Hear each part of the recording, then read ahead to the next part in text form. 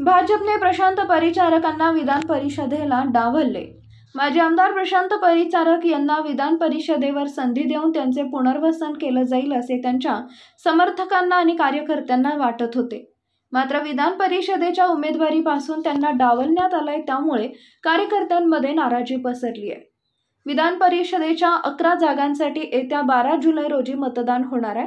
त्यासाठी उमेदवारी अर्ज दाखल करण्याचा 2 जुलै हा शेवटचा दिवस आहे। यात परिचारकांचं नाव नसल्याने त्यांच्या कार्यकर्त्यांचा पुरता हिरमोड झालाय।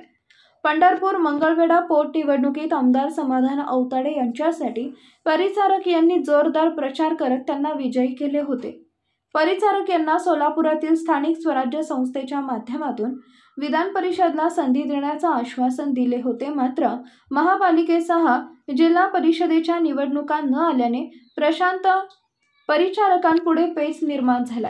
प्रशांत परिचारक यांनी येणारी विधानसभा लढवली नाही तर त्यांच्यापुढे पेच निर्माण होण्याची शक्यता आहे। महापालिका आणि जिल्हा परिषद निवडणुका झाल्यानंतर सोलापूरमधील स्थानिक स्वराज्य संस्थेची म्हणजे विधान परिषद निवडणूक होणार आहे।